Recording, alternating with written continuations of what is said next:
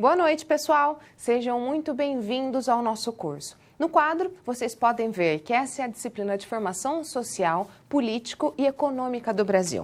Vocês vão perceber que, conforme for a matriz, essa disciplina possui nomes diferentes. Entretanto, apesar dela ter nomes diferentes, basicamente esse nome que eu disse para vocês é o mesmo do livro e ele serve para todas essas questões, ok? É só uma questão burocrática, certo? Eu sou a professora Juliana Lima Arruda, mestre em História Social pela Universidade Estadual de Londrina. Então eu quero desejar que vocês sejam sempre muitíssimo bem-vindos. É um prazer muito grande poder estar aqui com vocês hoje, iniciar esse curso que é tão importante, tão relacionado ao trabalho de vocês, que está ligado exatamente à base de entendimento da profissão de vocês, que é exatamente questionar esse país tão incrível que é o Brasil, que é questionar um pouquinho da nossa história.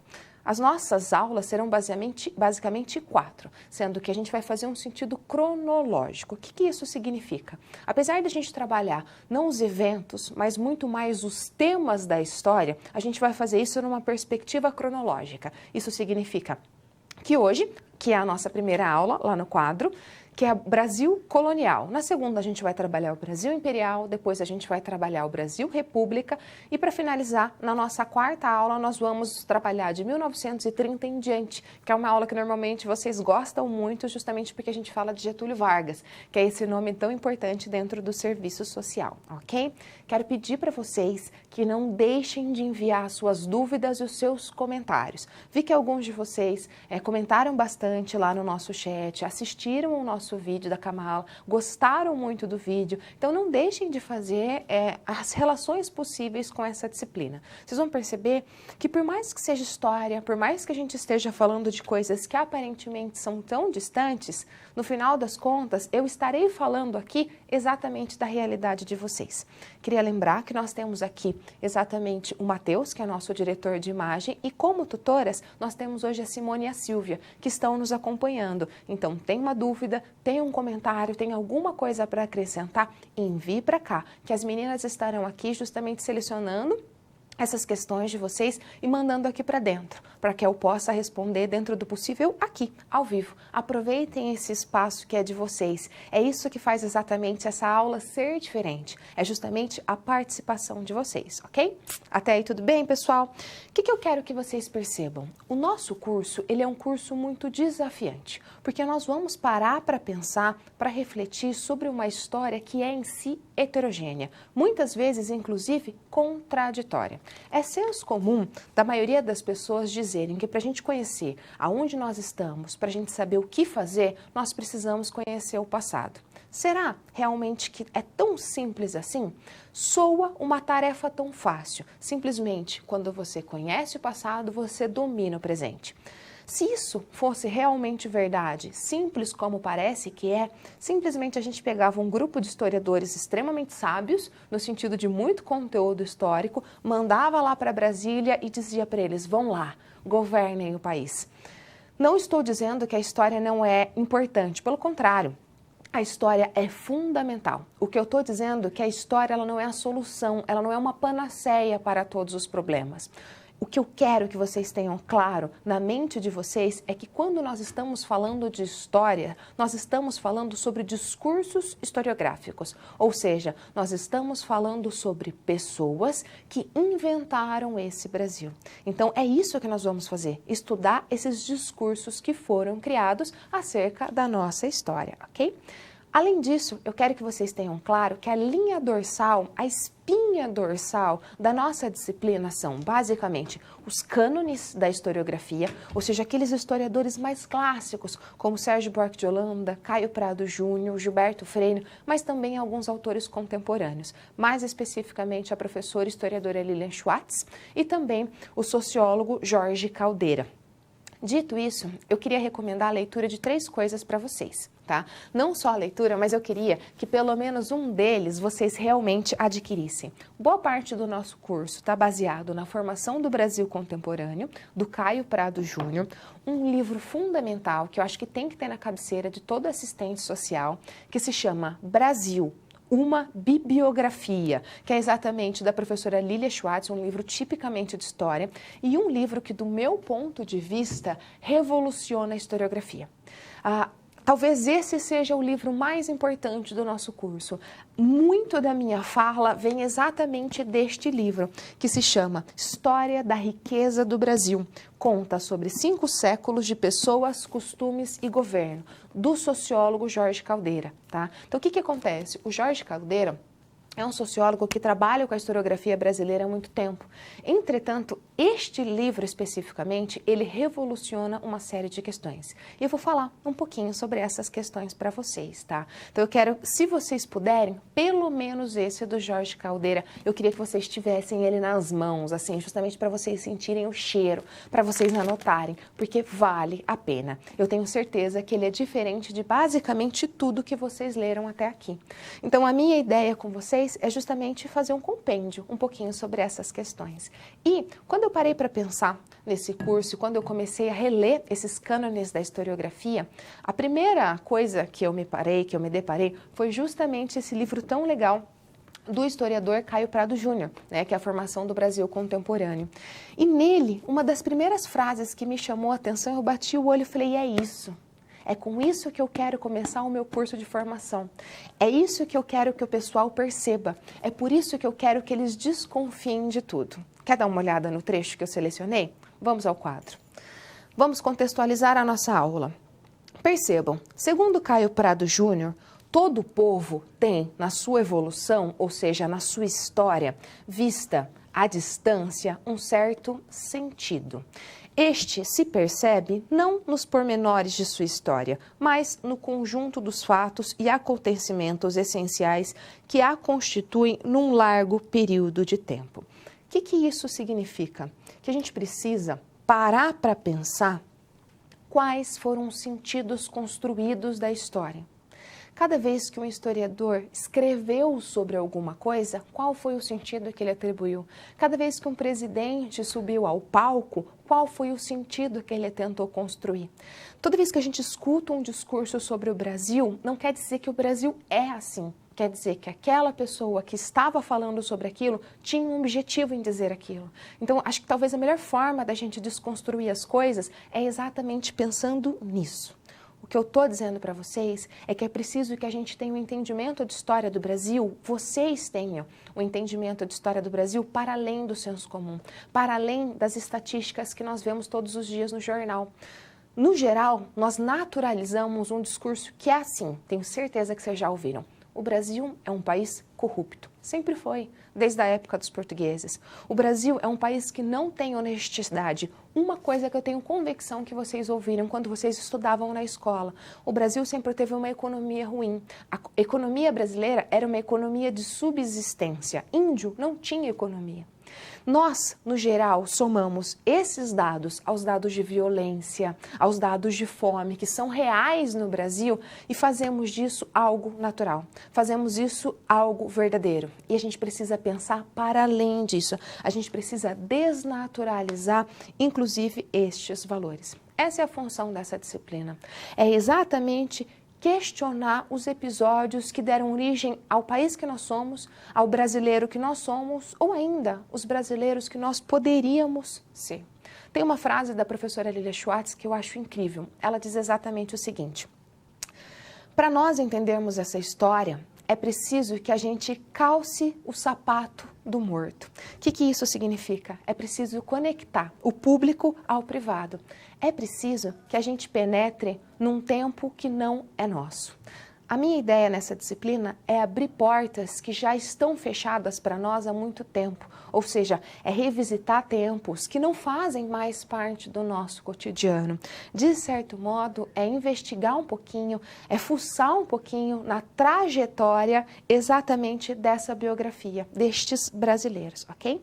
E para fazer isso, eu elegi 5 temas para vocês. Nós vamos trabalhar basicamente toda a aula com 5 temas, sendo que o primeiro desses 5 temas é exatamente a gente questionar sobre essa ferramenta que vai nos levar a fazer essa viagem. Ou seja, dá uma olhada lá no quadro.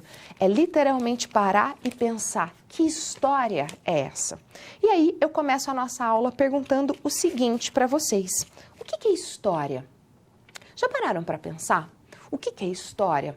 Normalmente, quando a gente escuta essa palavra história, a gente remete, história é aquilo que já aconteceu, história é o passado. Isso está errado? Não, de maneira alguma. Da maneira mais simples, a história não é que ela é o passado, mas ela é uma ciência que estuda o passado. A história nada mais é do que os discursos, as interpretações que aconteceram sobre este passado, lá no quadro. Por isso a gente pode dizer que a história, ela não é o passado em si. Ela constitui, o que constitui o objeto da história é o entrelaçamento da humanidade com o tempo. O meu interesse aqui não é o fato em si, mas é a relação que os sujeitos históricos fazem com isso. E aí você poderia me perguntar, mas professora, quem são os sujeitos históricos? Todos. Houve um momento da história, que é até o século XIX, que sujeito histórico era apenas presidente, rei, pessoas importantes. Hoje, graças a Deus, na verdade, graças à Escola dos Análises na França, a gente pode dizer que sujeito é toda e qualquer pessoa existente, porque toda e qualquer pessoa marca a sua vida na história. Todo mundo faz esse risco na história. Mas como que é o nome dado ao conjunto de informações que a história faz? Lá no quadro. A isso nós chamamos de historiografia. O que eu quero que vocês percebam é que história não é verdade. Verdade é algo praticamente inacessível. Não é se eu juntar um monte de fato, eu vou ter uma verdade. Se eu juntar um monte de fato, se eu juntar um monte de gente que viu o mesmo evento, eu não vou ter mais verdade sobre esse evento. Eu vou ter, na verdade, dá uma olhada lá no quadro, muito mais interpretações sobre os fatos históricos. E o que eu quero que vocês percebam, que é fundamental, é que isso é uma perspectiva minha, tá? Que sou uma historiadora pós-moderna, que a gente chama. Não existe na história evolução, não existe na história progresso. A ideia é assim, há 50 anos atrás você não era melhor, nem você era pior. A humanidade há 1000 anos atrás, ela não era melhor, nem era pior. Ela só era outra humanidade. Eu não trabalho com a ideia de progresso, eu não trabalho com a ideia de evolução. Mas então, professor, o que você faz lá no quadro? Nós, historiadores, trabalhamos com a ideia de rupturas e permanências. Ou seja, há coisas na história que se rompem, há coisas na história que se continuam. Simplesmente isso. E nada é natural. Isso é que eu acho que é o mais legal de vocês perceberem para o trabalho de vocês. A gente precisa entender que tudo que está relativo à produção humana é, na verdade, conceito, portanto, é cultura, portanto, não é natural, portanto, está inserido num contexto histórico-cultural específico. Na prática, o que isso significa? Quando eu digo, sei lá, que ser negro é feio, por exemplo, o é uma palavra quase que errada aí nesse sentido. Eu estou entendendo que ser negro é feio em um determinado contexto. Que, por exemplo, até 1950, ser negro era feio nos Estados Unidos. Está entendendo? Não é natural aquilo. É um conceito pré-estabelecido. Assim como, por exemplo, o conceito de amizade, o conceito de amor, o conceito de infância. Nem sempre se entendeu que tinha adolescência. As pessoas passavam da vida infantil diretamente para a vida adulta. Amor, casar por amor, é uma invenção do século XIX. As pessoas casavam por muitos outros motivos, por interesse, etc. e tal. Dizer que você vai morrer de amor por alguém é uma invenção do romantismo. Entendem? O que eu estou dizendo para vocês é que as coisas são históricas e elas passam por um processo de ruptura e permanência, pura e simplesmente. E para que a gente consiga entender isso, a gente precisa calçar o sapato do morto. O que isso significa na história? Que nome é dado a isso? Dá uma olhada. Para que nós entendamos esses processos, é preciso exatamente que a gente evite os anacronismos. Vocês conhecem esse termo?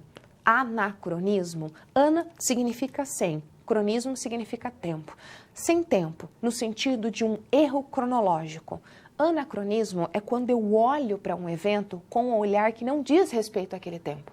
Então, quando eu vou olhar para Dom Pedro e julgar ele pelo meu olhar, por 2019, e não pelo momento em que ele vivia. Por isso que eu disse, é preciso emprestar os sapatos do morto, é preciso a gente tentar olhar para aquele contexto com os olhos que não são nossos. Dá para fazer isso? 100% não. Sempre quando a gente olha para o passado, a gente olha com uma carga muito grande de presente. Aliás, esse é o tema do nosso Fórum Ciclo 1, não sei se vocês já entraram. Mas basicamente, a gente precisa se esforçar. É como se fosse um apertar de olhos, um esforço para poder entender o contexto do outro. Não é isso que vocês fazem com os assistentes de vocês, com as pessoas que vocês recebem, seja uma criança abusada, seja uma mulher que apanhou, seja um homem adulto refugiado, não interessa. Quando essa pessoa chega para você, você vai fazer o quê? Você vai julgar essa pessoa conforme a sua religião? Você vai julgar essa pessoa conforme a estrutura da sua família? Ou você vai tentar assistir aquela pessoa, mas antes de qualquer coisa, tentar entender o contexto da qual aquela criatura surgiu. Isso é evitar o anacronismo, é tentar entender as coisas no seu tempo, ok? Ficou claro para vocês? Qual que é a função de tudo isso? Justamente não naturalizar os processos históricos, ou seja, tentar compreender as coisas dentro do seu tempo. Por isso, a gente pode dizer que, se na perspectiva da história se altera, se nossa perspectiva de história se altera constantemente, e se a história admite diferentes enfoques e versão, tudo o que conhecemos a respeito de um fato é uma verdade apenas atual, ou seja, não é uma verdade. Em outras palavras, novos estudos e informações podem alterar essa verdade, que é exatamente o que o Jorge Caldeira faz. Não é algo pronto, acabado à nossa espera. Ela se transforma, porque mudam a época, a maneira como elaboramos nossos questionamentos e, em decorrência, nossas motivações para estudá-las, ok? E pensando nisso tudo, eu quero que vocês tenham clareza que todo e qualquer movimento, ele precisa acontecer nesses 3 tempos. Deixa eu explicar isso aqui melhor para vocês. A ideia, basicamente, é o seguinte. Dentro da história, e nós vamos fazer isso nessa disciplina, e eu acho que no final das contas esse é o objetivo, é quando vocês olharem muitas vezes para alguém que chega para vocês, vocês inserirem essas pessoas em outros tempos históricos. Sabe o pico de uma ilha, que você vê simplesmente aquela pontinha da areia? Essa pontinha da areia, a gente sabe que ela tem uma base muito grande. Tem um historiador, dá uma olhada lá no quadro, chamado Fernand Braudel, que viveu no século XX, que ele disse o seguinte: a história tem sempre pelo menos 3 tempos históricos, ou seja, as curtas durações, as médias durações e a longa duração. Todo evento, toda situação está inserido. Imaginem o seguinte, que é como se fosse essa base de uma ilha para vocês. Aquilo que vocês conseguem ver é o acontecimento, ou seja, um evento breve, uma data. A gente pode dizer a quebra da Bolsa de Nova York, de 29, ele tem um evento de curta duração, mas para a gente entender por quê, o que aconteceu, o que motivou a quebra da Bolsa de Nova York, a gente tem que inserir isso dentro de uma conjuntura, ou seja, numa média duração, que são transformações um pouco maiores, que duram aí 40, 50, até 100 anos. E mais ainda, se você quiser entender isso de uma forma ainda mais ampla, você joga isso para dentro de uma estrutura. E você vai pegar séculos e milênios. E aí você vai perceber, por exemplo, que a quebra da Bolsa de Nova York, um evento de curta duração, se ele é inserido dentro da conjuntura, a gente pode dizer que ele está muito ligado, de repente, à Primeira Guerra Mundial. Ele é uma consequência da Primeira Guerra Mundial.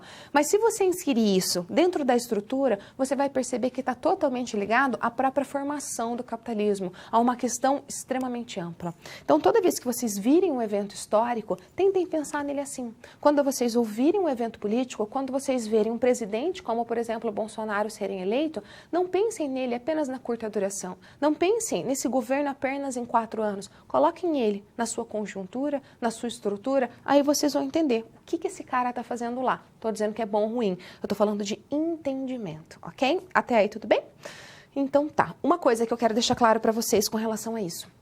O Lucien Lefebvre, que também é um historiador dessa época, ele vai dizer, baseado nisso que o Braudel falou desses tempos históricos, que tem uma coisa e que vocês vão trabalhar todos os dias, que na história a gente dá um nome muito específico, que muda muito lentamente, ou seja, muda lá na estrutura. São as chamadas mentalidades. As mentalidades, ou seja, uma ideia que se tem sobre alguma coisa, ela muda muito devagar. preconceitos, noções relativas a negro, noções relativas a gênero, tudo isso não nasce da noite para o dia, demora muitas vezes séculos para mudar.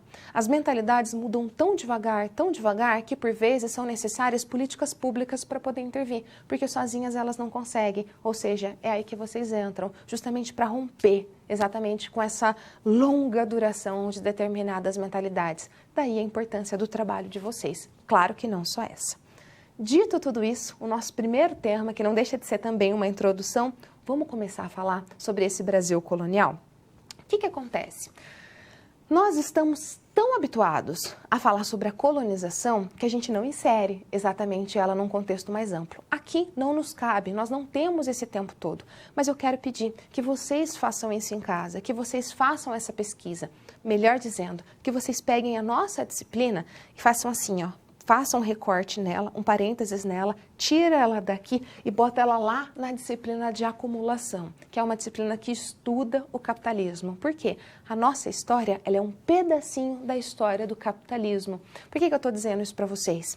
O que motivou os portugueses a virem para cá? Pesquisem isso. Parem para pensar que no momento em que os portugueses descobriram o Brasil, nós estamos falando de uma fase chamada mercantilismo, que é uma fase, que é a primeira fase do capitalismo, chamado capitalismo comercial, aonde os países vão procurar ouro justamente para poder manter a sua balança comercial favorável, ok? Então, é um contexto muito específico de renascimento comercial, de renascimento cultural, de renascimento científico, e tudo isso diz respeito à nossa história, ao porquê que esse primeiro passo foi dado. E vocês precisam saber de tudo isso. A história do capitalismo é fundamental para vocês entenderem, nas mais diferentes perspectivas, ok? Então, deem uma fuçada em tudo isso, estudem o absolutismo, estude o mercantilismo, que aí vocês vão entender esse ponto inicial, certo? Até aí tudo bem? Ok. Então, eu quero começar a falar para vocês sobre algo muito específico. Dá uma olhada lá no quadro, que são os nossos indígenas. Esse é o nosso segundo tema.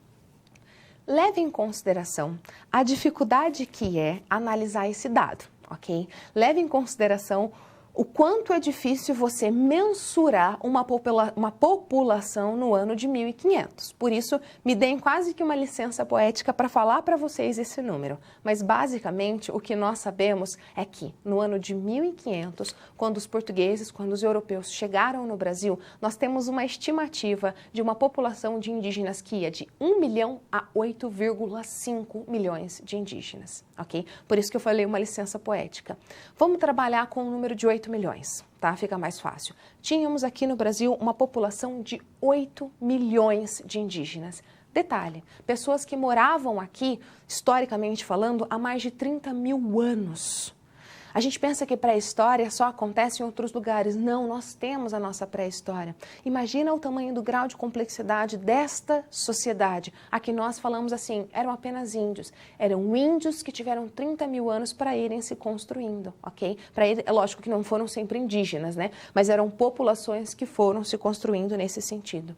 Por isso, dá uma olhada lá no quadro, perdão, alguns linguistas, ao estudarem a história, perceberam que, quando os portugueses chegaram aqui, estimava-se a existência de 170 línguas diferentes faladas por esses povos. E mais ainda, especificamente, esses povos, esses indígenas que falavam 170 línguas diferentes, eles viviam em aldeias muito autônomas. Nós estamos falando de pequenos grupos de pessoas que muitas vezes, quando esses grupos começavam a aumentar, eles se dividiam e formavam 2 outros grupos. Então, sempre quando a gente fala de indígenas brasileiros, apesar de falarmos de 8 milhões de pessoas, nós falamos de pequenos clãs, tá? De pequenas aldeias. Mas o que eu quero que vocês tenham fixo na cabeça de vocês é o tamanho da complexidade desta cultura. Só para vocês terem uma noção do que eu estou dizendo para vocês. Dá uma olhada lá no quadro. O conhecimento dos indígenas sobre as espécies naturais era muito avançado. Avançado quanto? Só para vocês terem uma noção. Enquanto os europeus, nesse momento, manipulavam mais ou menos 150 espécies de ervas, os indígenas manipulavam mais de 3.000 espécies. Existem dados que mostram que 3/4 de todo o conhecimento sobre ervas no mundo vem dos nossos nativos.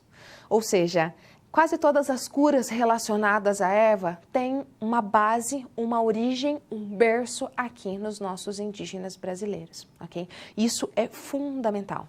Uma outra coisa muito interessante é que, apesar de toda essa complexidade, apesar de ter 170 línguas, apesar de administrar mais de 3.000 ervas diferentes, não havia escrita. Se você parar para pensar, apesar de não ter escrita, isso não significa que havia uma inexistência de leis, uma inexistência de ética. O que nós tínhamos, na realidade, é uma lei consuetudinária. O que isso significa? As leis indígenas, elas eram estabelecidas pelos costumes, elas não precisavam de papel para acontecer. Entendem o que eu estou dizendo para vocês? Era uma sociedade extremamente complexa, que tinham leis que funcionavam, mas que nem precisavam ser escritas para poder punir, para poder corrigir e assim por diante. Isso é algo que choca. Então, dá uma olhada lá no quadro, apesar de eles dominarem a fala, as leis se mostravam apenas nos costumes. Além do conhecimento das espécies naturais, se cultivava uma série de coisas, como algodão, que não se conhecia ainda em quase nenhum outro lugar, o milho, a mandioca e assim por diante. E é aqui que entra, acho que a parte mais interessante dessa cultura, que vem exatamente do livro do Jorge Caldeira, que é uma revolução na história. Basicamente, para vocês entenderem, todo mundo até aqui disse para vocês que a economia indígena era uma economia de subsistência. O que isso significa? Que o índio planta, colhe simplesmente para sobreviver. É mentira. Não é que é mentira, é que não tinha dados sobre isso. Na verdade, olha lá no quadro, nós sabemos que os indígenas brasileiros tinham um sistema agrícola de ótima produtividade. Como que isso funcionava? Basicamente, os índios brasileiros, eles criaram uma metodologia de trabalho onde eles trabalhavam cerca de 3 a 4 horas por dia e simplesmente trabalhando de 3 a 4 horas por dia, eles conseguiam ter a sua subsistência garantida, ou seja, ter o alimento ali na mesa deles garantido, mas ao mesmo tempo ter um excedente para situações relacionadas à guerra, relacionadas à chuva, ou seja, a desastres naturais. Qual que é o impacto de tudo isso? Todo. Eu não sei se vocês conhecem esse termo, excedente. O que isso significa? Uma economia, ela é interessante no sentido capital do termo quando ela consegue produzir excedente, quando ela consegue produzir além daquilo que você precisa. Quando uma sociedade produz não só a subsistência, mas ela produz um excedente, a gente tem uma divisão social. Um grupo passa a governar simplesmente o excedente e controlar. Imagina se vocês pudessem na vida de vocês terem bastante excedente. Ou seja, imagina o salário de vocês. Chegou hoje, dia 10, vocês receberam. A grande maioria de vocês, tenho certeza, assim como eu, pagou todas as contas, ou não sobrou nada, ou sobrou muito pouco. O excedente seria, eu garanti a minha subsistência e sobrou muito. Ou seja, te dá a oportunidade de fazer um manejo, de ganhar mais riqueza, de investir. Não é essa a nossa mentalidade capitalista? Ok. A questão é, os indígenas, anotem isso no caderno de vocês, os indígenas possuíam uma economia, um método de trabalho que tinha capacidade produtiva de excedente. Entretanto, eles não faziam. Por quê? Porque eles não queriam. Por que eles não queriam, professora? Se eles tinham a oportunidade de fazer a mais, se eles tinham a oportunidade de negociar, de vender esses produtos, por que eles não faziam? Simples, porque para eles isso não faz o menor sentido. Qual que é o sentido de, ao invés de eu trabalhar 3 ou 4 horas por dia, eu passar a trabalhar 8, 10 horas? Ou seja, eu vou ganhar mais coisa, eu vou ter mais excedente, mas que tempo que eu tenho para aproveitar aquilo que eu estou ganhando? Qual que é o sentido? Se a minha sociedade dividir, qual que é o sentido de eu produzir mais, trabalhar mais, para não ter uma sociedade igualitária? Para que eu vou fazer tudo isso? Para eu ter mais coisa e o meu parceiro não ter mais coisa, os meus colegas aqui não terem mais coisa? Ou seja, para que eu vou me esforçar tanto para ter uma sociedade dividida? Não é incrível exatamente essa ideia? Quando as pessoas olham para os indígenas, elas veem uma imagem do quê? De preguiça, de quem não quer trabalhar. Cuidado, eu estou falando do indígena de 1500. tá? Eu não estou falando de hoje. Essa discussão é outra discussão, tá? Eu estou dizendo que quando a gente olha para o indígena, quando o europeu olhou para o indígena, ele via ali uma sensação de atraso, de preguiça. Por quê? Porque ele não produzia. Ele estava preocupado em viver bem, ele não estava preocupado em viver com muito. Entendem o que eu quero dizer para vocês? Entendem o tamanho do impacto de tudo isso? Resumindo isso em uma frase, dá uma olhada lá no quadro. A gente pode dizer que, basicamente, a economia indígena estava longe da miserabilidade dessa subsistência. Aliás, a economia dos indígenas não era de subsistência. Havia total condições, se necessário, inclusive, de aumentar a produção de materiais e exatamente produzir excedente, ok? Porém, eles não viam sentido de fazer tudo isso. Sendo assim, no final das contas, o que os indígenas fizeram foi conciliar a abundância material e a igualdade social, algo que nós estamos todos os dias tentando fazer. Não é isso que vocês no serviço social tentam fazer, não é isso que os países capitalistas de primeiro mundo tentam fazer, é justamente juntar essas duas coisas, a abundância material com a igualdade social. É isso que a gente bate cabeça para fazer sempre e até agora a gente não conseguiu. Como que os indígenas conseguiram fazer isso? Lá no quadro. Simples, para eles, todo o trabalho deve estar relacionado à preservação, não simplesmente para criar desigualdade, não simplesmente para eu acumular mais. Conseguem perceber o tamanho da diferença de tudo isso? Quando a gente olha para o indígena e ouve isso, a gente pensa o seguinte: nossa, que sensacional que o indígena conseguia fazer assim, eu também queria ser assim, uma pessoa desapegada. Só que a gente tem um pequeno problema, que é, somos filhos do capitalismo. Eu, vocês, o Matheus, a Silvia, todo mundo aqui é filho do capitalismo. A gente nasceu dentro dessa caixinha e a gente tem muita dificuldade de ver alguma coisa para além disso. Quer um exemplo disso? Qual a imagem que vocês têm de Cuba? Me falem, estou aí curiosa, vocês estão muito quietinhos. Eu quero saber a opinião de vocês. Eu tenho uma amiga que faz mais ou menos um ano e meio atrás, que foi viajar para Cuba. Quando ela voltou indignada. Ela falou: Ju, você olha para as casas estão destruídas, as casas não têm pintura, as pessoas trabalham uma pequena quantidade do dia e passam a maior parte do tempo simplesmente na janela, conversando. As pessoas não se dedicam, porque para que você vai se dedicar numa sociedade onde o médico e o lixeiro ganham o mesmo tanto? Não estou dizendo que a opinião dessa amiga está certa ou está errada. Eu estou dizendo que a imagem que a gente tem deste modelo, que eu não sei se vocês sacaram a ligação que eu estou fazendo, é exatamente de preguiça. Ou seja, a gente faz um anacronismo, a gente olha para isso com os nossos olhares capitalistas, ao ponto de pensar índio, associar a rede, associar a preguiça. Entendem o que eu estou dizendo para vocês? Então, a ideia é exatamente desmistificar um pouquinho de tudo isso, ok? E para concluir essa questão, a gente pode dizer que os tupi-guaranis mantinham um tal equilíbrio entre produção econômica, alianças diplomáticas, chefia política na guerra e destinação ritual dos excedentes, que não os obrigava a criar uma função especializada de governo, com a permanente divisão dos membros da sociedade entre governantes e governos. Inclusive, uma coisa que eu acho muito interessante é que as instituições criadas pelos indígenas naquele momento no Brasil, elas eram tão complexas, elas funcionavam tão bem dentro do costume, que quando os europeus chegaram aqui, eles mal perceberam essas instituições. Tem uma história muito engraçada de um padre jesuíta que chegou aqui, não sei se foi padre, mas que ele chegou aqui e disse o seguinte: esse povo não tem religião? Por que ele não tem religião? Porque ele não tem um lugar, ele não tem uma casa onde as pessoas entram e oram. São pessoas também que não têm governo, que não têm lei. Por quê? Porque eles não têm escrita. Se eu não tenho escrita, como é que eu vou ter uma constituição? Como é que eles fazem para definir, para a lei, fala assim, essa pessoa tem que ser punida conforme essa lei? Não tem lei. E mais ainda, não há uma divisão tão clara dessa sociedade, então não tem o governante. Daí aquela famosa frase que disse que o povo indígena, quando eles chegaram, era um povo sem Deus, sem lei e sem rei, ok? Sil, pode deixar essa mensagem para mim, para eu ler para vocês? Um polo acaba de mandar, não sei se ela vai conseguir mandar, eu acredito que eles tenham mandado falando da imagem que eles têm de Cuba, né? O pessoal do Rio Grande do Sul, de Três Passos, disseram que quando eles pensam em Cuba, eles pensam em pobreza e desemprego.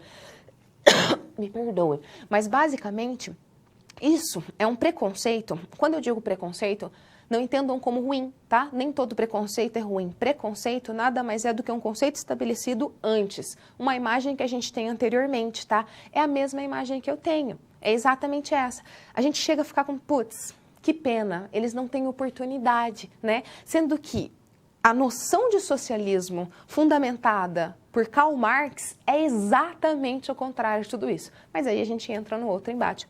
Aline, pessoal lá do Rio Grande do Sul, obrigada pela mensagem, tá? Eu fico tão feliz quando vocês participam. Vocês entenderam, meus amores, até aqui? Então, nós estamos falando dos indígenas. Após isso, a gente precisa entender, dá uma olhada lá no quadro, qual foi o sentido desta colonização? Ou seja, o que se procurou fazer quando o Brasil foi colonizado? Eu quero que vocês percebam que no século XIV, mais especificamente no século XV, a história de Portugal ela muda de rumo.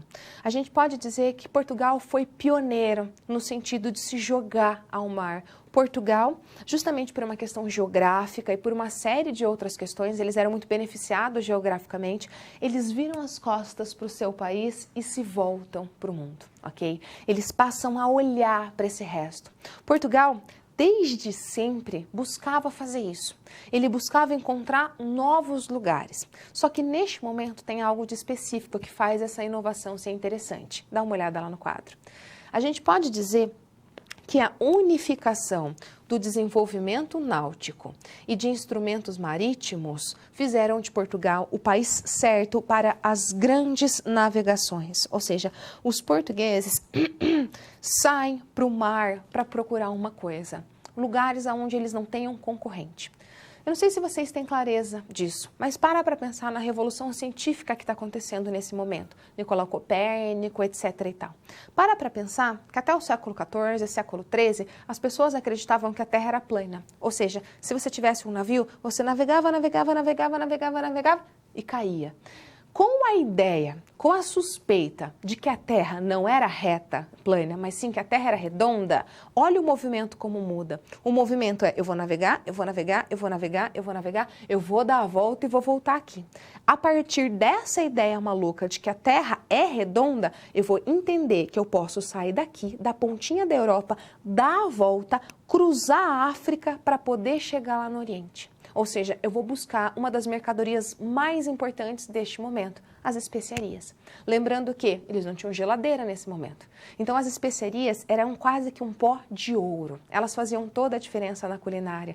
Então, eu chegar no Oriente por um ponto diferente, sem simplesmente lidar com concorrentes, sejam eles holandeses, sejam eles franceses, o que for, principalmente espanhóis, fazia com que eu ganhasse muito mais.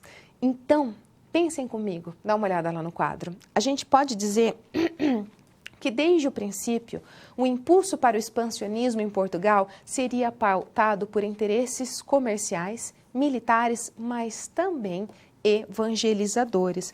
A busca que eles faziam era basicamente a busca por especiarias e também por ouro, lembrando exatamente da questão do mercantilismo. Mas o que mais nos interessa é que é sempre como traficantes que os portugueses vão vir, ou seja, é sempre em busca de um tráfico, de alguma especiaria, de algum ouro. Esse é exatamente o sentido com o qual que eles vão chegar para cá.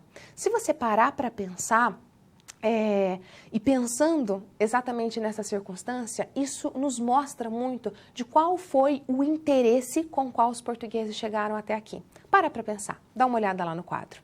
Basicamente, tudo isso que eu acabei de dizer para vocês, ele lança a luz sobre o espírito com que os povos da Europa abordaram a América. A ideia de povoar não ocorre inicialmente a nenhum. É o comércio que os interessa. E daí o relativo desprezo por esse território primitivo e vazio da América. O que isso nos significa e é tão interessante? Para pensar. Basicamente, a nossa colonização, ela foi uma colonização muito diferente. Vamos comparar a nossa colonização com a colonização dos Estados Unidos. Quando a Inglaterra saiu de lá para poder vir colonizar os Estados Unidos, ele veio basicamente por um problema religioso. Vieram da Inglaterra pessoas que estavam tendo problemas de liberdade religiosa, mais especificamente os protestantes Quakers. Quando eles vieram para os Estados Unidos, eles vieram com interesse, não só econômico, mas o interesse de criar aqui nos Estados Unidos uma terra que pudesse servir de lar. Eles tinham interesse de criar um espaço de liberdade econômica e também religiosa, ou seja, eles queriam povoar aquele lugar. Agora, quando os portugueses vieram para cá, eles tinham algum interesse em povoar essa região? De jeito nenhum. O interesse deles era exatamente o contrário. Era encontrar uma ferramenta de exploração para poder exatamente aumentar as suas riquezas, ok? Por isso que a gente pode dizer que, dá uma olhada, a ideia de ocupar com povoamento efetivo só surgiu com a contingência, ou seja, ela só surgiu a partir de uma necessidade. Vou contar essa necessidade para vocês. Vamos pensar um pouquinho no que estava acontecendo naquele momento. Portugal, passando por algumas crises agrícolas, Dom João III, vivendo alguns problemas econômicos, gastou demais. E nesse processo de gastou demais, ele foi fechar a conta do mês e ele percebeu que ele estava em déficit. E, ao mesmo tempo, ele tinha acabado de descobrir esse território. Quando ele viu esse déficit, os seus conselheiros lhe deram uma dica. Vamos fazer lá naquela terra que a gente acabou de descobrir, o mesmo que alguns países, como por exemplo Espanha e tudo mais, estão fazendo. Existe uma metodologia onde a gente vai poder explorar essa terra, mas sem gastar muito. Como que funciona isso? Basicamente assim, se eu conquistei uma região, no caso, essas terras que depois vão receber o nome de Brasil, elas são minhas, concordam comigo? Quando eu conquisto isso, aquilo se torna meu. Então, a gente vai fazer mais ou menos assim. Vamos pegar aquela terra, aquela região, vamos dividir ela em algumas fatias e vamos ceder o domínio daquelas terras para alguns de nossos homens. E eles ficam responsáveis em poder instaurar ali naquela região uma determinada agricultura. Aquilo que for mais conveniente para aquele solo. No nosso caso, a cana-de-açúcar. Isso é o que colou melhor aqui na nossa terra. Entretanto, o que a gente vai combinar? A gente vai escrever uma carta, E nessa carta a gente vai ter isso que é muito interessante, que eu quero que vocês percebam. Nessa carta, o que nós teremos? Nós teremos uma porção de terra, que vai ser chamada então de capitania. Pensem na palavra capitania quase que como chefia, como comando, como capitão. Esse pedaço de terra vai ter um capitão, uma capitania, e a maneira com a qual vai ser passada essa terra vai ser de geração em geração, por herança, ok? Olha lá no quadro. Por isso que a gente pode dizer que a primeira forma de povoamento do Brasil, a primeira frente colonizadora, foram as capitanias hereditárias, ou seja, era um domínio, um capitão sobre um sobre um espaço de terra enorme que ele era passado de pai para filho, ok? Faz sentido para vocês? Até aí tudo bem? E o que é mais interessante de tudo isso? Pensa assim, se eu pegar minha bolsa, é que tá lá no canto, eu não consigo. Se eu pegar minha bolsa e mostrar para vocês tudo que tem dentro da minha bolsa, fala assim, então é sua essa bolsa, leva. Você vai levar com tudo que tem dentro. Então você pode abrir minha bolsa, pegar o que tem lá dentro e vai estar tudo certo, concordam? É a mesma coisa com esse território brasileiro. Era cedido ao donatário, então, que é o nome desse capitão, esse pedaço de terra e também o direito de construir vila e também escravizar a população nativa que estava ali justamente para dar lucro, porque eu não podia investir em mão de obra, concorda comigo? Eu escravizava aquelas pessoas, aqueles nativos, eu obrigava eles a trabalharem na minha empresa colonial e o principal, eu geraria muito lucro. E desses lucros que eu teria, boa parte eu ia pagar imposto. Já pararam para pensar nisso? Como que um governo naquele momento se mantém? Tudo bem que não é só naquele momento, mas como um governo naquele momento se mantém? Através da arrecadação e através do imposto. Olha a sacada do Dom João III. Ele simplesmente coloca as pessoas lá, fala assim, toca aí o barco, vocês são praticamente a mão do rei, vocês são basicamente o segundo lugar da coroa, mas vocês são subsidiados por mim. Então, se alguém invadir, eu estou no controle, eu te ajudo. Por outro lado, todo lucro que você tiver, parte desse lucro vem para arrecadação, ou seja, vira tesouro da coroa portuguesa. Eu invisto muito pouco e ganho muito. Ok? Isso é o primeiro sentido da colonização brasileira. Não sei se alguém já tinha explicado para vocês desta maneira, mas é exatamente isso que acontece, ok? Mas o que eu quero que vocês percebam é que essa história ela é contraditória. Ela não é tão simples quanto ela parece. E, na realidade, a maioria desses acordos que eu acabei de dizer para vocês, desses donatários, foram feitos com base em contratos com grandes indígenas. Alguém aqui conhece o Caramuru? Alguém aqui conhece a Paraguaçu? O que é isso? O que é esse casamento? É o casamento exatamente de um desses donatários portugueses que chegam, fazem acordo com os principais líderes indígenas e casam com as suas filhas. Paraguaçu, filha indígena, Caramuru, o nome de um português batizado como indígena. E daí a gente tem o início de uma família que o Jorge Caldeira chama de a família Tupi-Luso, ou Luso-Tupi, que é a união dos portugueses com os indígenas. Então, cuidado ao vitimizar demais as coisas, ok? Fez sentido para vocês? Porém, nem tudo é acordo. Continua dizendo, é uma história contraditória.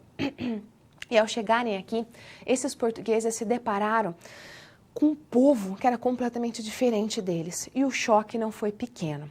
Vamos parar para analisar os dados. Eu falei para vocês no início da nossa aula que em 1500 nós tínhamos aqui cerca de 8 milhões de indígenas. Hoje, registrado no Brasil, nós temos 800 mil.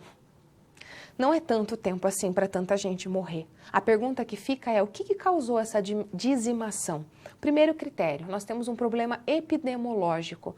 Os portugueses vieram e com eles trouxeram varíola, sarampo, enfim, todas essas doenças, a própria peste bubônica, todas elas, ou simplesmente uma gripe. Os indígenas não tinham anticorpos para isso. E eles vão morrer aos milhares exatamente neste primeiro contato. Diferentemente dos africanos, tá? Quando os europeus chegam na África, são os europeus que ficam doentes. Eles não conheciam as doenças africanas que eram muito mais intensas. Nós somos ao contrário. Nós temos uma defesa imunológica muito menor nesse sentido com relação aos europeus. Mas só isso não justifica tanta matança. Existe uma outra coisa. Há, sim, escravidão de indígena. E há escravidão de indígena durante muito tempo. A gente acha que a escravidão indígena só acontece no começo da história. Em larga escala, no começo, tá? Mas sempre vai ter, durante muitos séculos, vai ter escravidão indígena. E nesse processo de escravidão, é exatamente que a gente vai ter boa parte da dizimação. O que acontece? Esses contratos que eram feitos dividiam os índios basicamente em dois grupos. Os índios amigos e os gentios bravos. Quando vocês ouvirem as palavras índio gentil, é negativa, ela é ruim, ela é uma crítica. E havia um espaço específico para cada um desses índios. Aos índios amigos, a gente dava liberdade. Vou explicar que liberdade é essa. E aos índios gentios bravos, a escravidão. O que é essa liberdade? Não é a liberdade dele fazer o que ele quiser, é a liberdade de, se ele quiser, ele pode ser tão civilizado quanto a gente. É a liberdade, inclusive, dá uma olhada lá no quadro, de ser catequizado. A catequese e a civilização eram princípios centrais de todo o projeto de colonização, justificando o aldeamento, a localização próxima das aldeias, o uso da mão de obra nativa e a obrigatória administração jesuítica. Aliás, se você parar para pensar, esse argumento vai ser muito utilizado, o argumento de uma guerra justa. Os católicos, eles não usam esse argumento apenas com relação aos indígenas. Se você for avaliar as cruzadas na Idade Média, é a mesma coisa. Tem um argumento que eu sei que às vezes vocês ficam incomodados, mas eu vou falar mesmo assim, porque é difícil encontrar fonte histórica que fale disso. Mas basicamente diziam que negro não podia ser catequizado, porque negro não tinha alma. Tá? Enquanto os indígenas, sim, possuíam alma, eles apenas não conheciam o verdadeiro Deus.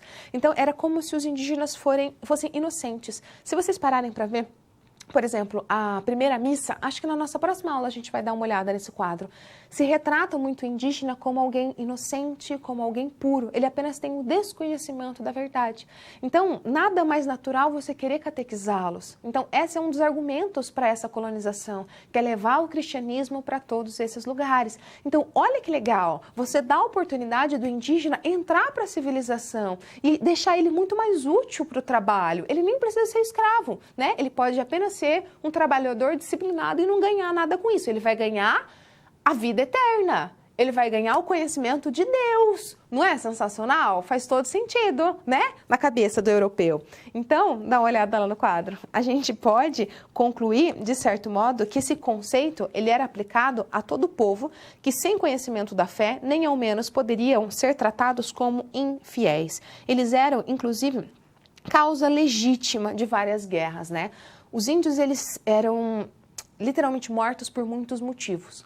Caso eles fossem subordinados, caso eles não quisessem ser escravos, caso eles praticassem as práticas naturais deles, como antropofagia, etc. e tal, ou seja, que eles comessem a carne humana, né, ritualisticamente falando, não só o canibalismo de comer carne, mas ritualmente falando, né? Então, assim, caso a gente pegasse um índio comendo carne de outro índio, ele normalmente era morto. Vocês acham isso certo ou acham isso errado? Já já eu vou perguntar isso para vocês.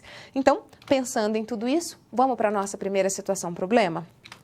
Imaginem comigo a seguinte cena.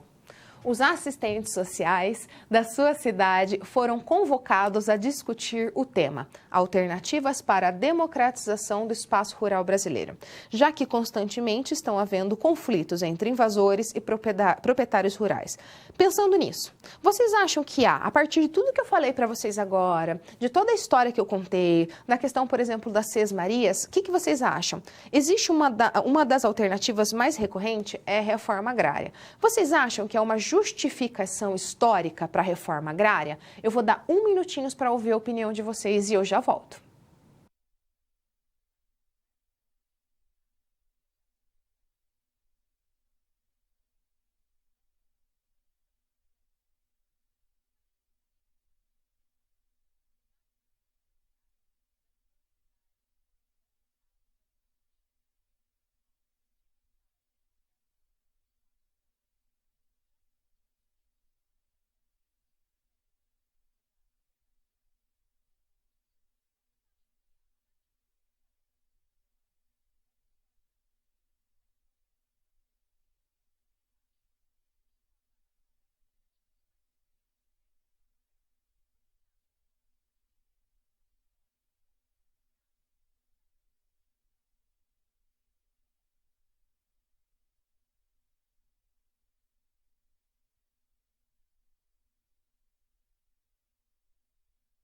Vamos lá, pessoal?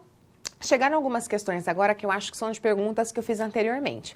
O pessoal de Arapiraca do Alagoas, eles discutem e falam que não posso pensar em qualquer outro local, país, sem antes ter uma visão do meu Brasil, antes e hoje. A história nos mostra o desenvolvimento e crescimento. Vocês estão falando isso só para deixar o coração da professora de história fazendo assim. Eu sou tia, tá? Sou tia típica de história, de dar aula desde criança, tá?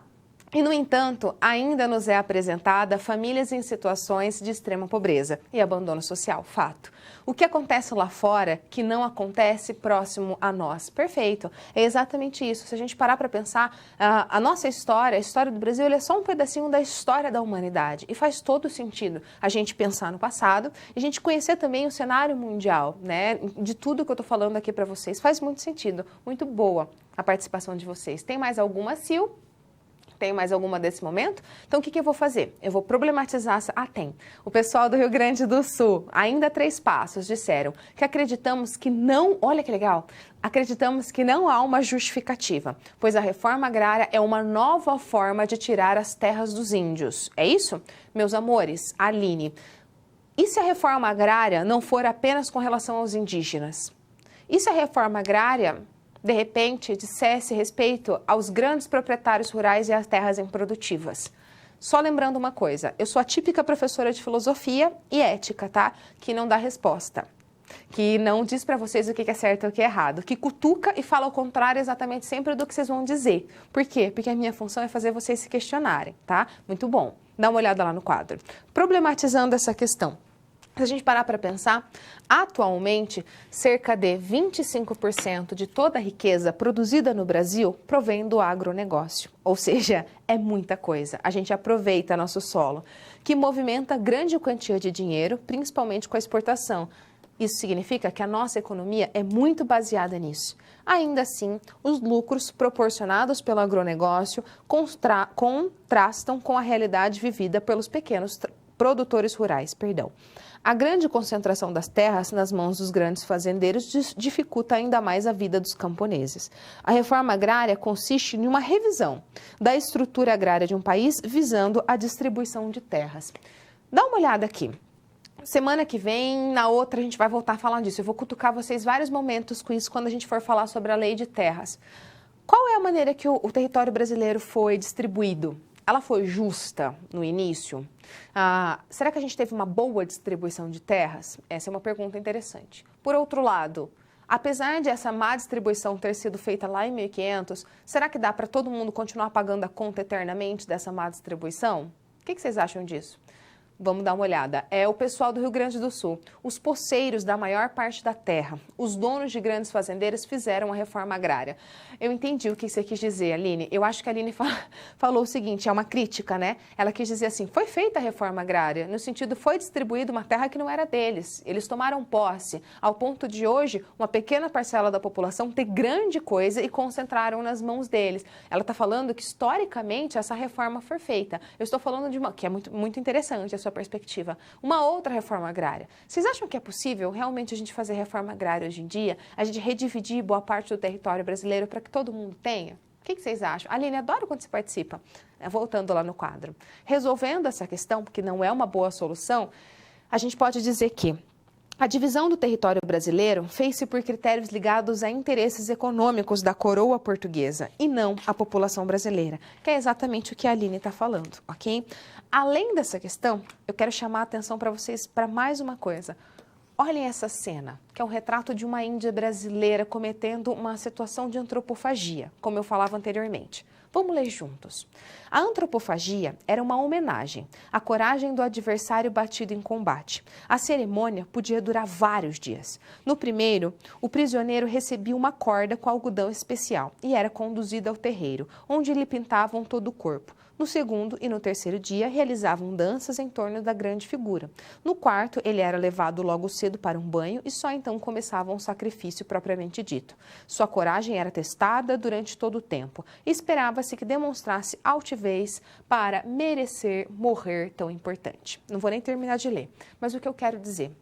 Era muito comum rituais antropofágicos aqui na cultura indígena brasileira. Para vocês terem uma noção, existem relatos de um europeu que foi levado para o ritual de antropofagia, só que ele começou a chorar, ele disse que não queria, e os índios simplesmente se recusaram a comer aquela carne. Como que eu vou comer a carne de alguém que é covarde? Entendem? Eu me recuso a comer esse tipo de carne. Ele precisa entender que ter o seu corpo doado aos deuses é, na verdade, algo lindo. Ok. Eu quero duas coisas de vocês. A primeira delas, a gente vai ter autoridade, a gente vai tentar ser não anacrônicos, a gente vai tentar entender as coisas no seu contexto e entender o motivo pelo qual os índios faziam aquilo. Ok. A segunda é, existe limite para a tolerância? Vocês acham que os portugueses estavam certos ao simplesmente proibir os rituais antropofágicos?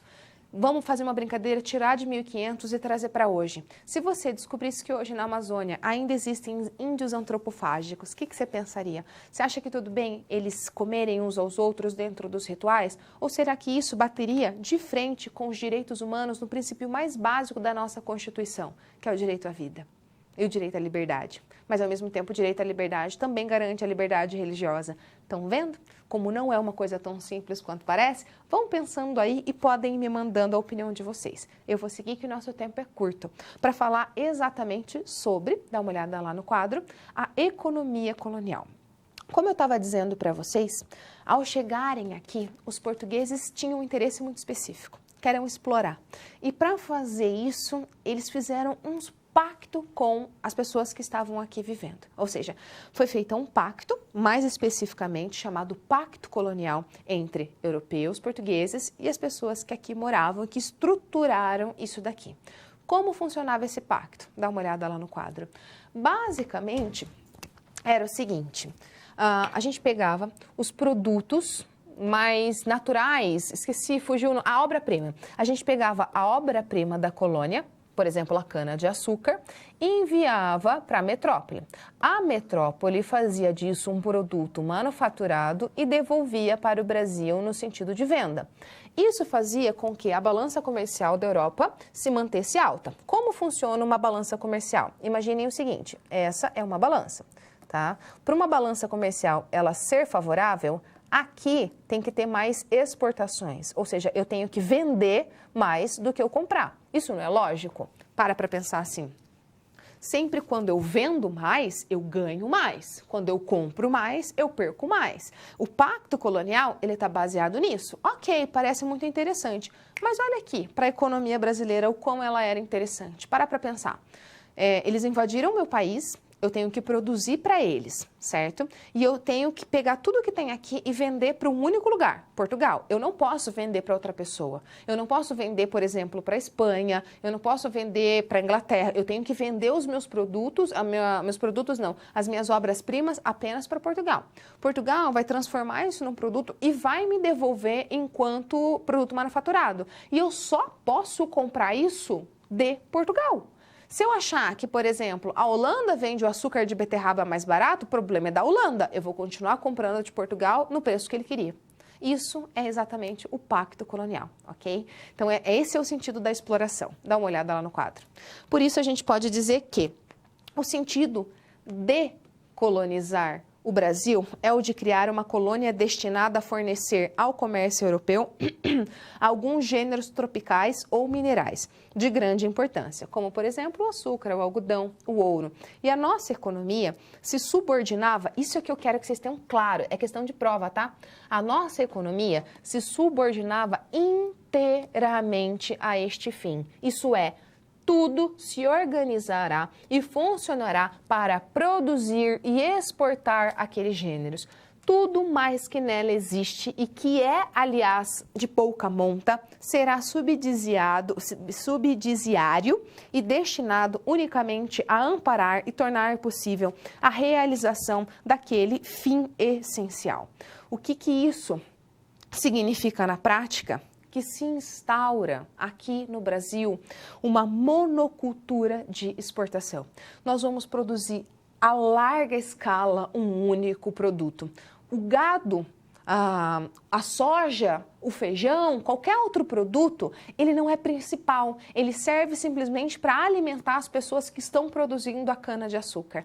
É a cana-de-açúcar que mais caracteriza o Brasil nesse momento, num sistema que ficou conhecido como plantation. Anote no livro de vocês, anote no caderno de vocês, que basicamente a estrutura econômica brasileira, ela está fundamentada em duas coisas: latifúndios e mão de obra escrava, ou seja, grandes terrenos, grande monocultura, né? Uma monocultura que é uma coisa só, no caso a cana-de-açúcar, e exatamente a escravidão, a mão de obra escrava. Sendo assim, aos poucos, o Brasil foi se definindo como o comércio da doçura, como o comércio do açúcar, e passou a conhecer uma outra coisa, que é o que eu quero falar para vocês daqui a pouquinho, que é o tráfico de viventes, também conhecido como o infame comércio das armas. Das almas. Pensando em tudo isso, dá uma olhada lá no quadro. Vamos pensar um pouco sobre essa civilização do açúcar. Os seres humanos, eles fazem comida com qualquer coisa que eles encontrarem. E a alimentação, a forma das pessoas se alimentarem, elas falam sobre cultura, sobre gêneros, sobre como as pessoas são, sobre tradições milenares. Pensando nisso, dá uma olhada. O açúcar não pode simplesmente ser compreendido somente como um produto. Então, o que é o açúcar? O açúcar, ele é no Brasil um produtor de códigos, de costumes e de hábitos. Foi o século XVI que disseminou o desejo pelo doce. É isso mesmo. Se você parar para pensar, sempre se comeu fruta. O mel existe desde o período do Egito Antigo, mas o açúcar é uma novidade do século XVI. Então, quando vocês quiserem culpar alguém por vocês serem viciados por doce, culpe o século XVI, o século XVII. Pode xingar bem lá os anos de 1650. Porque o que acontece? Esse gosto pela doçura, ela se torna um vício da maior parte da população. Parece besteira o que eu estou dizendo para vocês, mas para pensar que um produto que só foi criado no Brasil, mais especificamente no século XVI, no século XVII, hoje é um produto essencial da mesa de todo brasileiro. Eu duvido que na casa de vocês não tenha açúcar. Pode ser que seja um açúcar de coco, um açúcar demerara, um açúcar mascavo, um açúcar branco, mas a casa de todo brasileiro, quiçá a casa de toda pessoa do mundo, tem dentro de um potinho essa coisa chamada açúcar. É ele que dá origem exatamente a essa noção de doçura, esse desejo pelo doce. No caso do Brasil, dá uma olhada lá no quadro. Como eu disse para vocês, tudo gira em torno da monocultura da cana. Mesmo as outras atividades, como a mandioca, a pecuária, elas simplesmente existiam para fornecer a possibilidade da cana acontecer, ok? E ao longo do século XVII, o governo acabou por criar aqui no Brasil uma máquina de extorquir muitos impostos, ao ponto do rei dizer que o Brasil era realmente a vaca leiteira do reino, lá no quadro. Ainda, a gente pode dizer que a abertura para um mercado próspero, como o açúcar, e aqui é muito legal, demandavam saídas mais duradouras. Ou seja, não dava para a gente ficar baseado simplesmente na escravidão indígena. Ela era muito instável. Os índios eram rebeldes, enfim, tem milhares de motivos que fizeram com que não se institucionalizasse ao longo do Brasil colônia a escravidão indígena. E como fazia muito sucesso, como o doce, como o açúcar estourou, passando a ser algo extremamente raro, mas ao mesmo tempo extremamente necessário na mesa de cada pessoa, foi preciso a gente encontrar uma outra solução. Lá no quadro, uma solução mais duradoura. Foi dessa maneira que se casaram os lucros da cana com aqueles provenientes do tráfico de viventes. Ou seja, pensem o seguinte, o sentido da colônia brasileira, ou seja, o nosso sentido aqui do Brasil era fornecer para a Europa, para Portugal, alguns gêneros tropicais, o açúcar, o algodão, o ouro. Dessa forma, a gente pode dizer que a nossa economia se subordinava totalmente à economia europeia. Mais especificamente, o Brasil, a colônia brasileira, ele era apenas uma engrenagem da economia europeia. E dentro dessas engrenagens, a gente pode entender que a escravidão é apenas mais uma delas, ok? Junto com essas grandes propriedades, se instaura no Brasil também o trabalho escravo. Primeiro porque Portugal não tinha nem gente para poder vir aqui trabalhar, porque tinha acabado de passar pela peste, tinha sua população praticamente caído pela metade. Segundo porque português não vinha para cá para fazer trabalho braçal. Simples assim. A escravidão, ela é conhecida no mundo desde a antiguidade, só que ela estava meio esquecida, basicamente lá desde a Roma e assim por diante. Só que o que acontece? Ela foi revivida, porque apesar disso existia um lugar que ainda tinha escravidão, que era exatamente a África. Anotem isso, também questão de prova. O que caracterizou o Brasil nos primeiros séculos foi exatamente a escravidão. Okay? Ela é o grande marco de tudo isso. Ela se fez presente basicamente em todas as nossas relações. A própria arquitetura, a própria forma do brasileiro pensar, a própria maneira de se organizar, está tudo muito bem casado às noções de escravidão. Ela esteve presente nas questões econômicas, nos padrões materiais, na nossa vida como um todo. Dá uma olhada lá no quadro. E por isso, a gente pode dizer que com relação às tentativas da metrópole em controlar essa colônia, havia uma descentralização muito evidente. Por quê?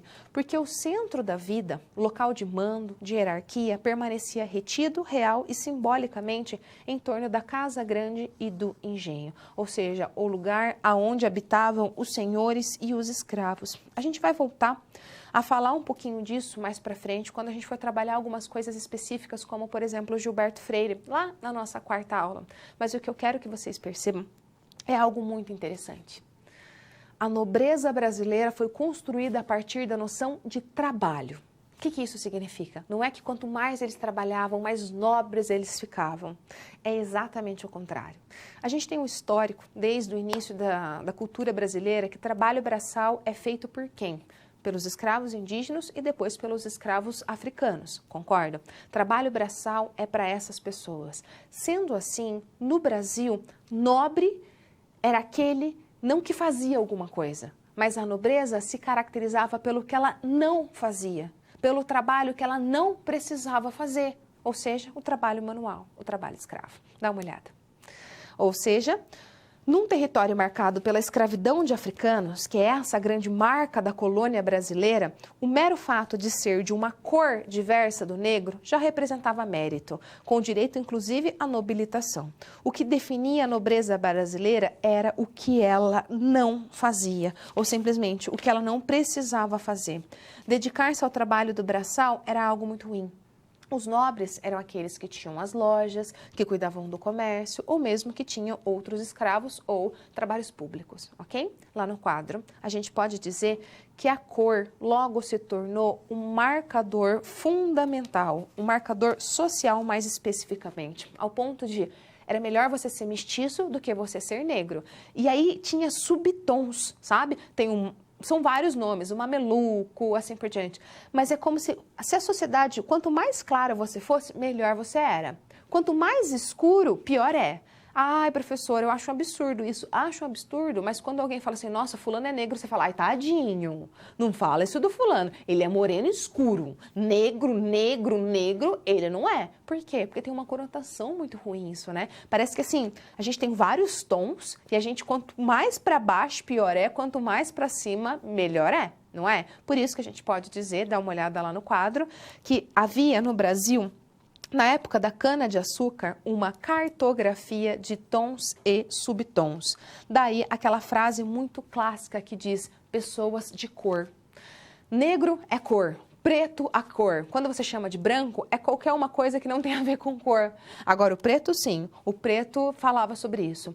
E mais ainda, quando você dizia que uma pessoa era negra ou que ela era descendente de negro, você denunciava exatamente o trabalho dela escravo, o histórico de escravidão que ela tinha, consegue? Por isso que a gente pode concluir dizendo que, lá no quadro, ter escravo era símbolo de posse e distinção. Então, como vocês já perceberam, o Brasil inicia a sua história como um membro, simplesmente, do Império Português. Nós somos, desde o início, uma engrenagem do sistema mercantil, absolutista, do capitalismo comercial europeu. Mais especificamente de Portugal. O nosso território, a nossa cultura, a nossa nacionalidade, ela surge exatamente como um prolongamento da Europa. Claro que as piores coisas. Então, a gente pode dizer que nós já nascemos inseridos dentro dessa empresa. Qual empresa? A empresa colonial. Para pensar tudo isso, a gente vai para o nosso último tema, que é o sistema escravocrata. Para vocês terem uma noção do como que isso era importante e de como que isso se fundamentou dentro da nossa sociedade, um jesuíta chamado Padre Antonio disse o seguinte, que os negros escravos, eles eram as mãos e os pés dos senhores. Por que ele está dizendo isso? Porque havia momentos da nossa história colonial que 75% da população brasileira era de negros, era de escravos, ok? Pensando nisso, dá uma olhada. O doce da cana se fez às custas do travo da escravidão. Um mundo verdadeiramente novo, no sentido de diferente, ia se criando. Amarga, doçura, ardida, amargo, açúcar, ardida, doçura. O que acontece? Mais uma vez tentando desmistificar algumas coisas. Os europeus conheciam a escravidão, mas a maneira como era capturado os escravos negros era muito específica. A escravidão era comum no continente africano e por isso existiam exatamente grandes traficantes. Quando você queria comprar um negro africano, você ia até a África e você não precisava nem capturar esses negros. Eles eram capturados exatamente por traficantes africanos, negros que capturavam negros. Inclusive, existem histórias de famílias reais africanas serem capturadas e serem vendidas como escravos.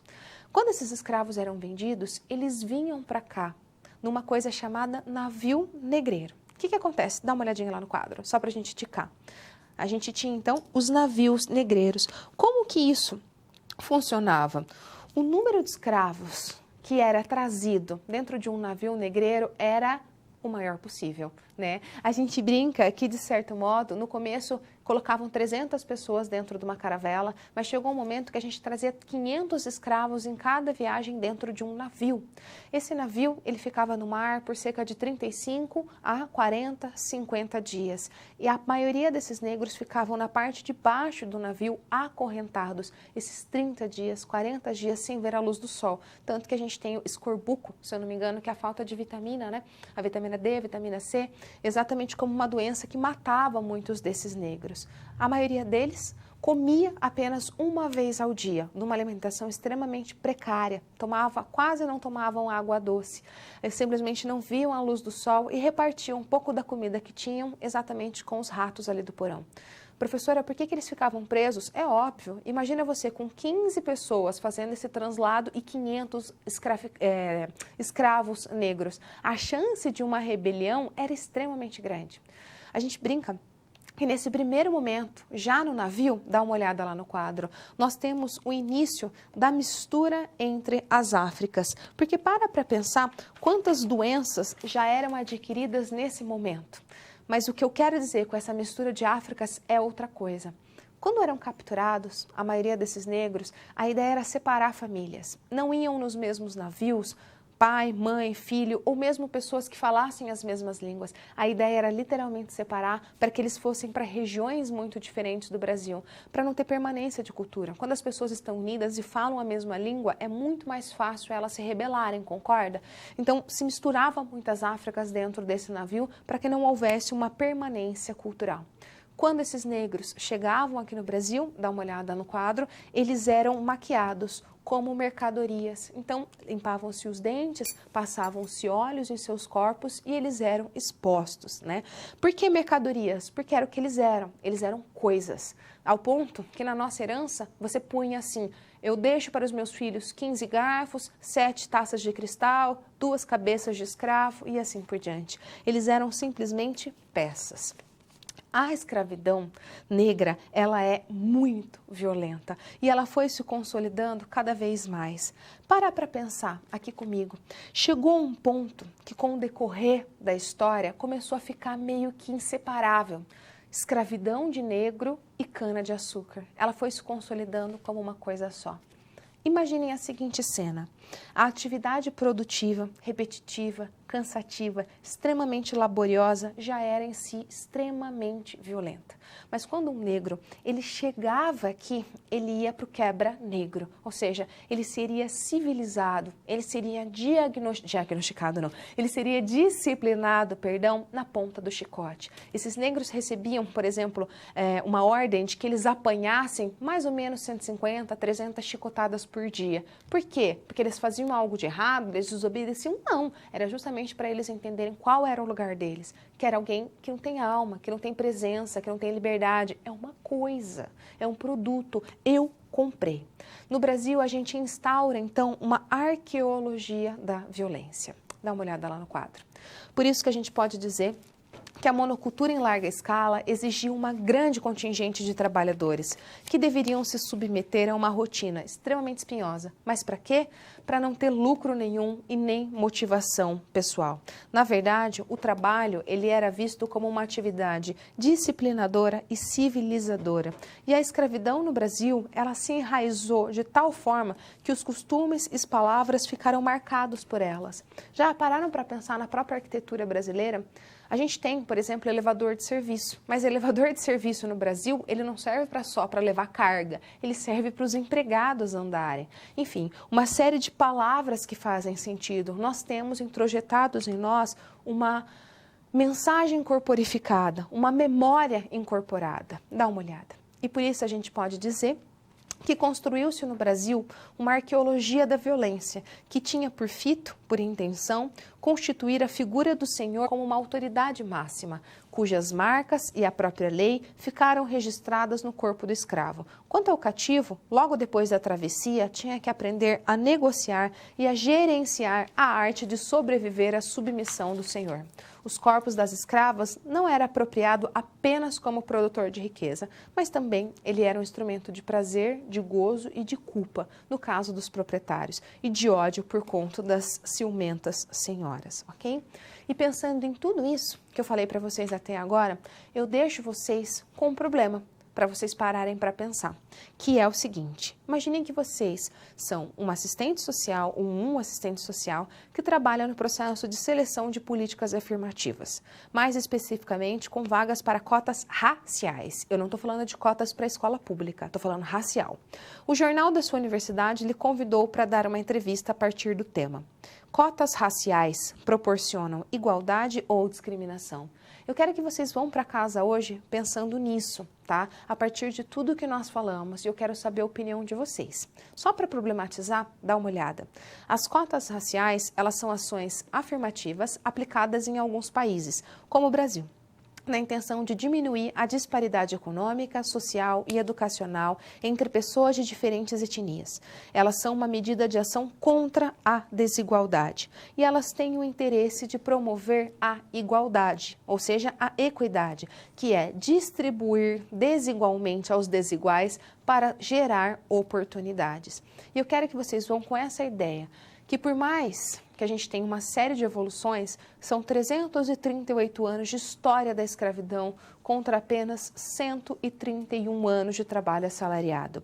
E eu pergunto para vocês, quais são as permanências culturais que a escravidão nos deixou?